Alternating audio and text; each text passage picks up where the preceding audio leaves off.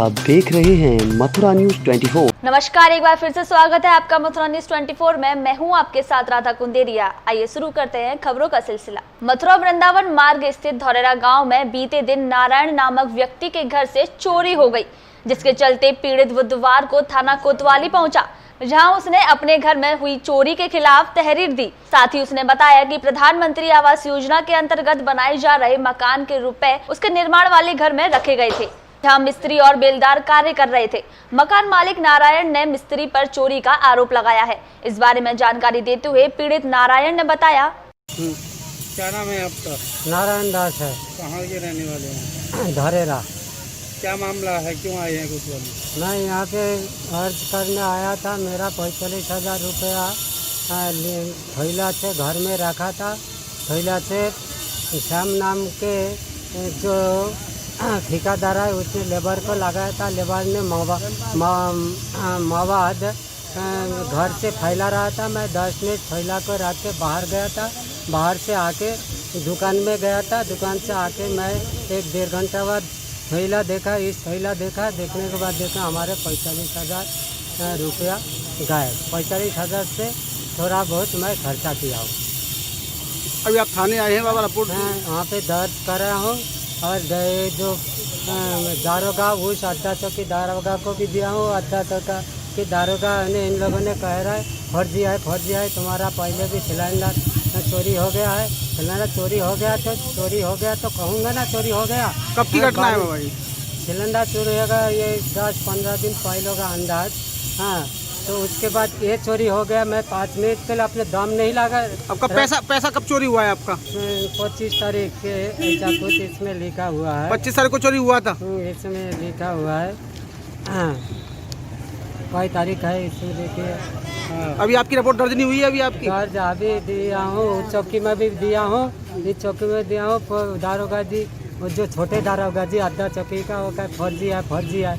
Vrindavan Mathura gate क्षेत्र स्थित अनाज मंडी तेल मिल वाली गली में एक ही परिवार के 4 सदस्यों की कोरोना रिपोर्ट पॉजिटिव आई है, जिससे क्षेत्र में हड़कंप मच गया है।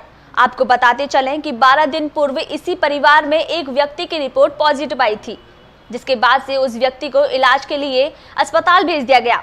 12 दिन इलाज के बाद उसकी रिपोर्ट नेगेटिव आई, जिसके बाद उसे अस्पताल से डिस्चार्ज कर दिया गया।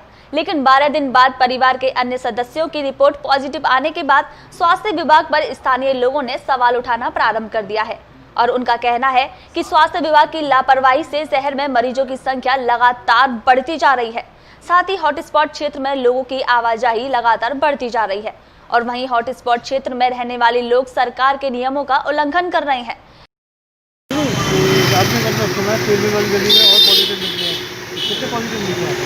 आज कुल 4 पॉजिटिव निकले थे। जो एक जापानी पहले था, उसी के परिवार के लोग हैं, 2 उसके बच्चे हैं पीछे होना, और एक उसी परिवार में उनके परिवार का ही है, उसमें घर में रहता था उन्हें।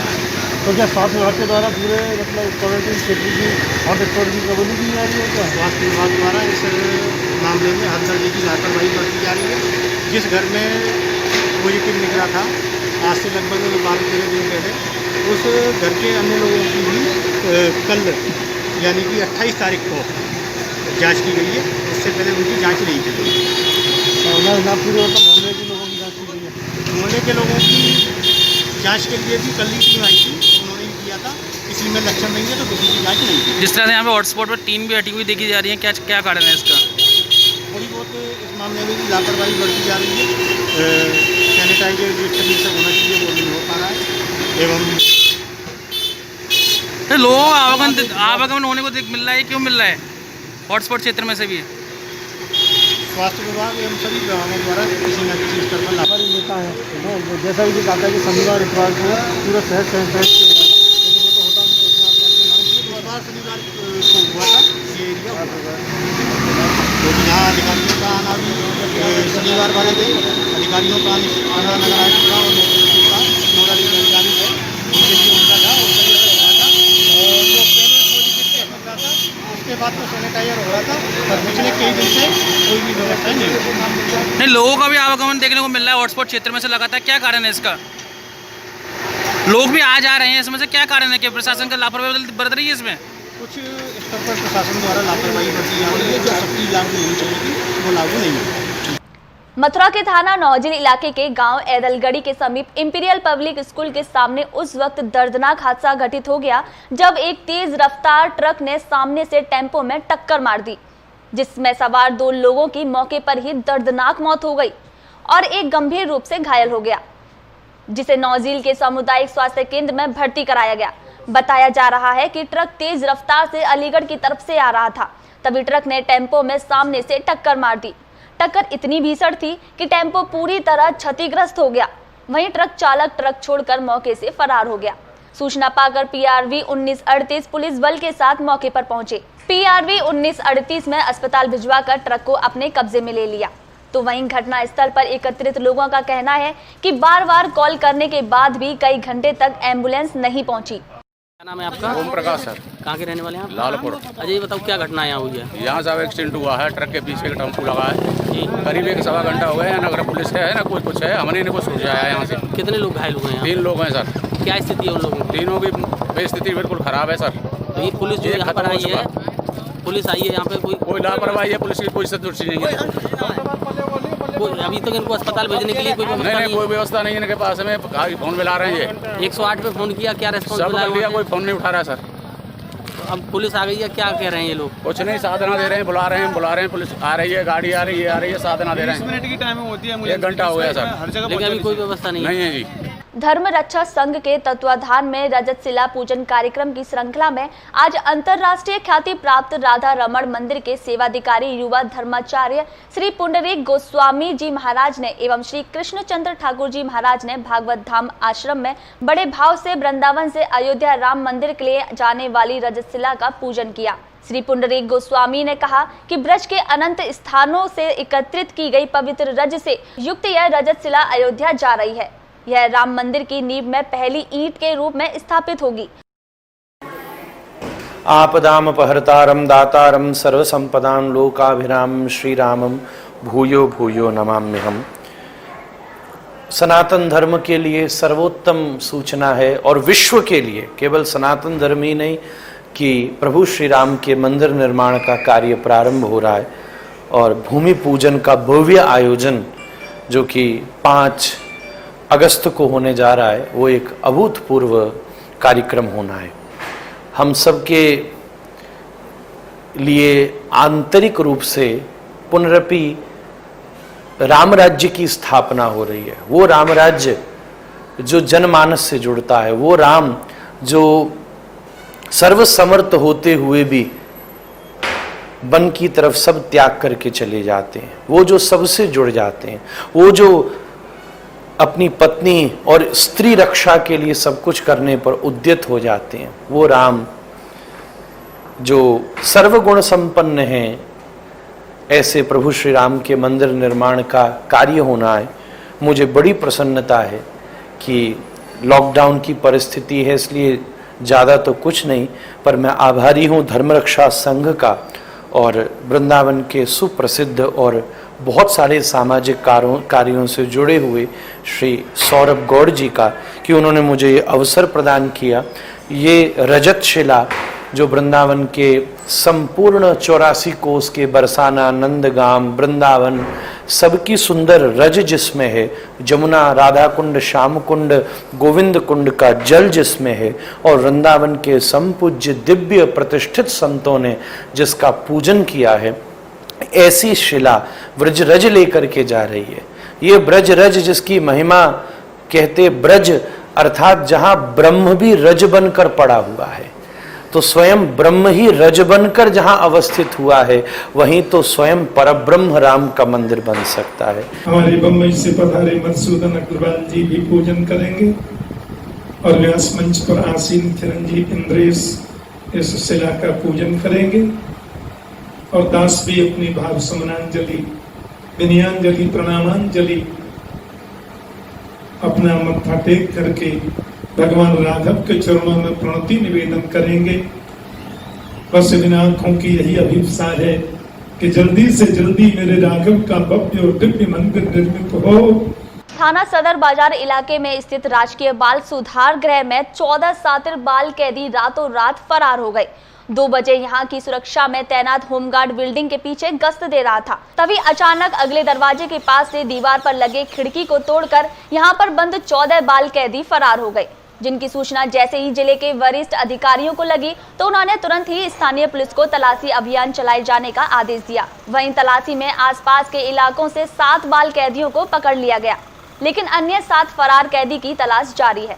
इसके साथ ही बाल सुधार गृह हरिश्चंद्र केयर टेकर का कहना है कि यहाँ पर सिर्फ 30 को रखने की क्षमता है, मगर 106 बाल कैदी रखे गए हैं और यहाँ पर बिल्डिंग भी काफी पुरानी है। कई बार प्रशासन को लिखित में सूचित किया जा चुका है, मगर कोई नहीं सुनता और यहाँ 20-22 साल के लड़के भी लाए जाते हैं, जबकि यहाँ सिर्फ नाबालिग के लिए ही ये जेल बनाई गई है।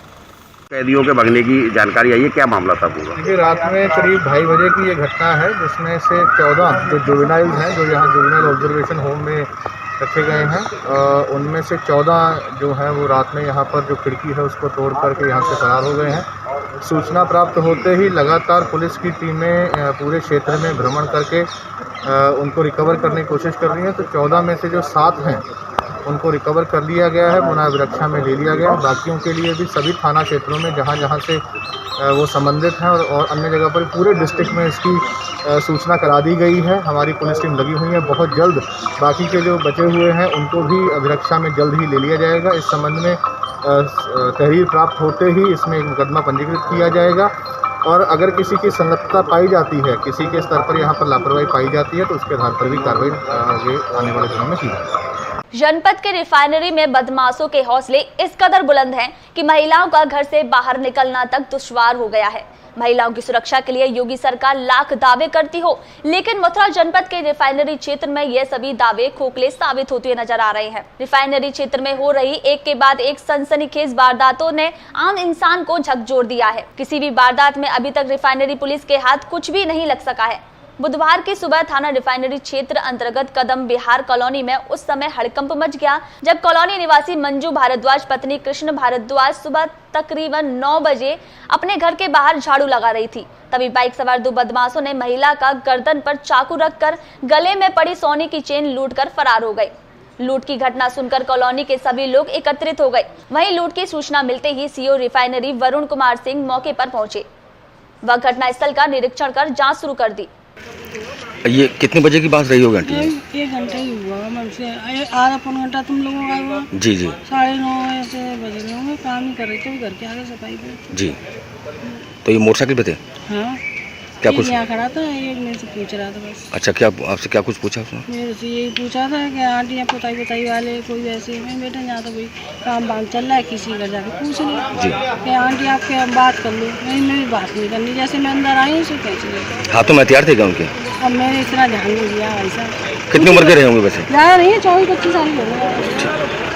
घटना हुई अभी कदम बिहार कॉलोनी में, जहाँ एक जंजीर लूटने का मामला सामने आया है। पूरा मामला क्या है, क्या कुछ जानकारी है आप सर? ये थाना क्षेत्र रिफाइनरी जनपद मथुरा का प्रकरण है। जी, आज सुबह करीब 9:30-10 बजे के करीब एक मंजू भारद्वाज, जो कि थाना क्षेत्र रिफाइनरी कदम बिहार के रहने वाले हैं, ये अपने घर के बाहर साफ सफाई कर रहे थे। तब तक एक लड़का आया और लड़के ने इनसे पूछा कि आसपास के किसी घर में पेंटिंग का काम चल रहा है क्या।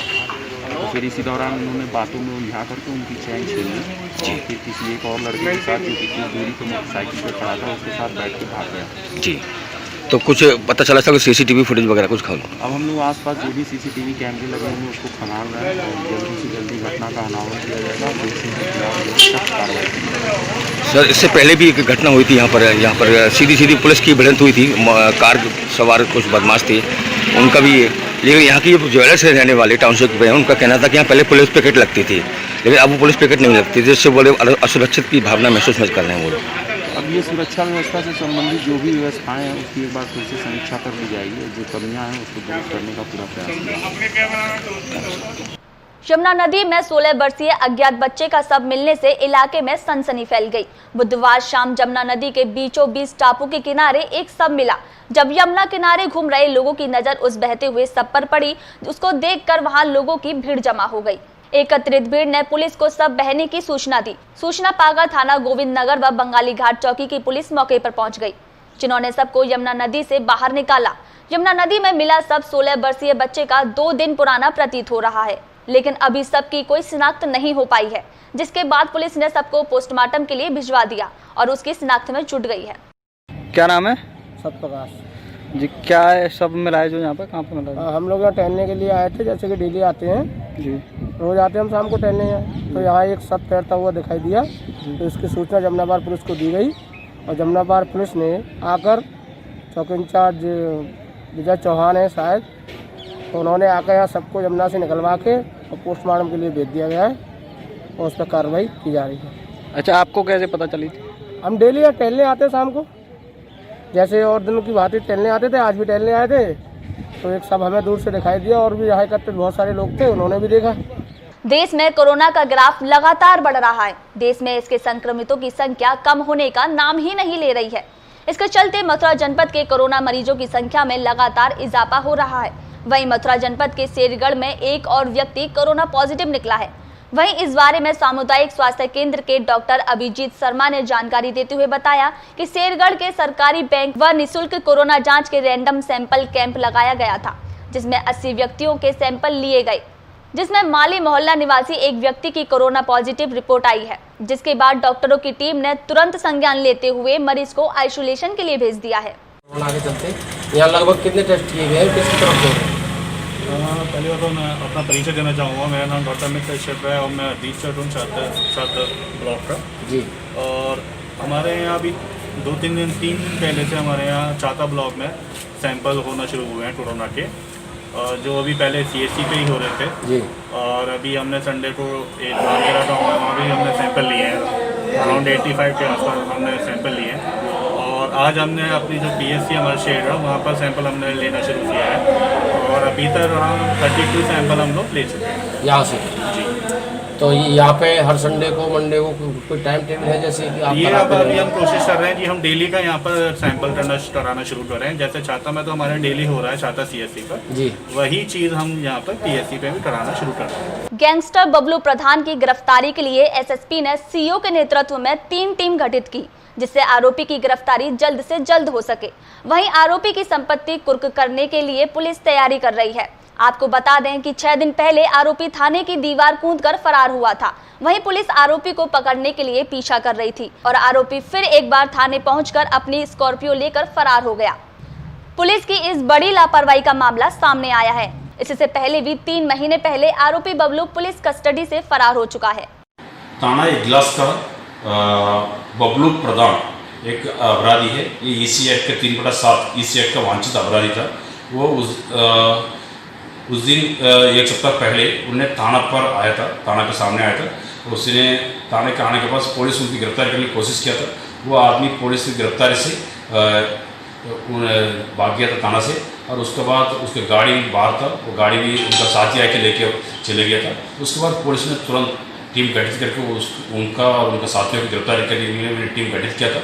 उसी में हमको 2 लोग उनका साथियों की गिरफ्तारी कर लिया मैंने और उसकी गाड़ी जो स्कॉर्पियो गाड़ी थाना का बाहर रोड पर खड़ा था वो लेके चले गए थे उनका दोस्त। उस गाड़ी में मैंने रिकवरी कर ली है और बबलू प्रधान और वो भाग रहा है और उनका लगातार पुलिस दबिश चल रही है और उनका जल्दी से जल्दी गिरफ्तार करेंगे। उसके लिए मैं CO के नेतृत्व में 3 टीम गठित किया हूँ, जल्द से जल्दी गिरफ्तार करेंगे।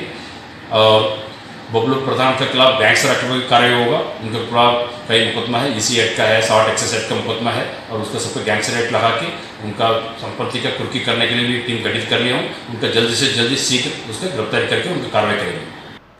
कोरोना वायरस से बचाव के लिए भारत के प्रधानमंत्री बार बार जनता से अपील कर रहे हैं कि सोशल डिस्टेंसिंग का पालन करें और अपने चेहरे पर मास्क लगाकर रखें, जिससे कोरोना जैसी महामारी से बचा जा सके। और वहीं आने वाले त्योहारों पर भी भीड़ इकट्ठी ना हो, इसके आदेश दिए जा चुके हैं। वहीं आने वाले त्योहारों पर भी भीड़ इकट्ठी ना हो, इसके आदेश दिए गए हैं। बाजारों में जिन लोगों ने अतिक्रमण किया है उसको संज्ञान में लेते हुए कोसीकला पुलिस ने एक सराहनीय काम किया। कोसीकला पुलिस ने आज कोसीकला के बाजारों से अतिक्रमण हटाने के लिए अभियान चलाया, जिससे लोगों को किसी भी प्रकार की परेशानी ना हो। अभी के लिए बस इतना ही। मुझे दीजिए इजाजत, फिर मिलेंगे नई खबरों के साथ। देखते रहिए मथुरा न्यूज़ 24।